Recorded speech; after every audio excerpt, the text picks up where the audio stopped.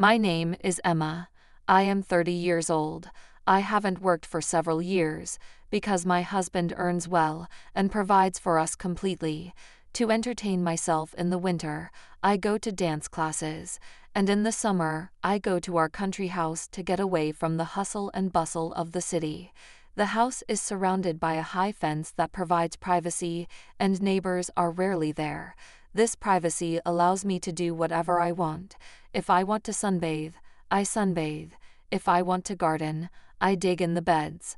I usually sunbathe, sometimes even without a bathing suit, feeling free and unnoticed. No one sees me, except for the view from my neighbor's balcony. I didn't notice it at first, but when I did, it added a new thrill to my routine. Our neighbor, Matthew Jones, would often sit on his balcony and read. He's in his early 50s and has gray hair, but he's trim and athletic. There is a quiet confidence about him that is hard to miss. At first, I felt uneasy when I realized he might be watching me, but over time, I found myself purposely positioning myself in the chaise lounge so that he could see better. I had always taken pride in my appearance and thought, why not? If he wanted to look, he could. From time to time, we exchanged pleasantries over the fence.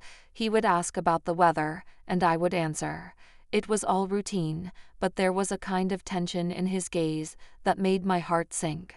One sunny afternoon, I decided to take a walk to a store located a 20-minute walk from the house.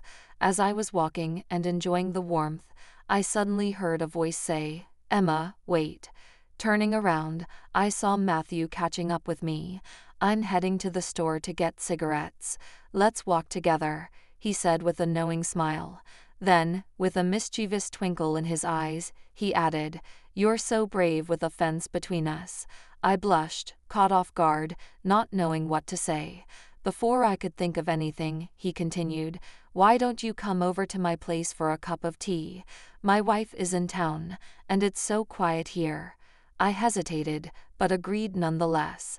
After a quick trip to the store, we went back to his house. We sat on his terrace where he poured us each a glass of wine. The conversation flowed easily as he talked about his work. He is an architect, deeply passionate about his projects, and I was fascinated by his stories. As dusk fell, I stood up to leave, but he reached out his hand to me, and his touch sent shivers down my spine. We stood a few centimeters apart, and I could feel his breath on my cheek. Then he kissed me. It wasn't like my husband's usual kisses, hurried, casual gestures. It was deliberate, sensual, and full of longing. I melted into his arms, unable to resist. Though I knew I should stop, I didn't. I couldn't. His bedroom smelled of polished wood and fragrant herbs, a soothing yet intoxicating mixture. In his arms, I felt desirable, beautiful, and cherished, something I hadn't experienced in years. We spent the entire night together, and it was unlike anything I had ever experienced. He seemed to know exactly how to touch me, how to make me feel alive. When I left early in the morning, I felt euphoric, almost weightless. From that night on, I was drawn to the country house more and more often. Matthew made a habit of visiting me more often too, and we got into a rhythm of stolen moments. It's reckless and intoxicating, but there's no way I can break free. Yesterday, my husband talked about selling the house, saying there was no point in keeping it since I only use it for sunbathing. His words sent me into a panic attack. How could I explain to him that the country house had become more than just a haven for me? It's where I feel alive again. I know it can't last. Every meeting with Matthew feels like my last, and yet I live for those moments. I count down the minutes until I see him again.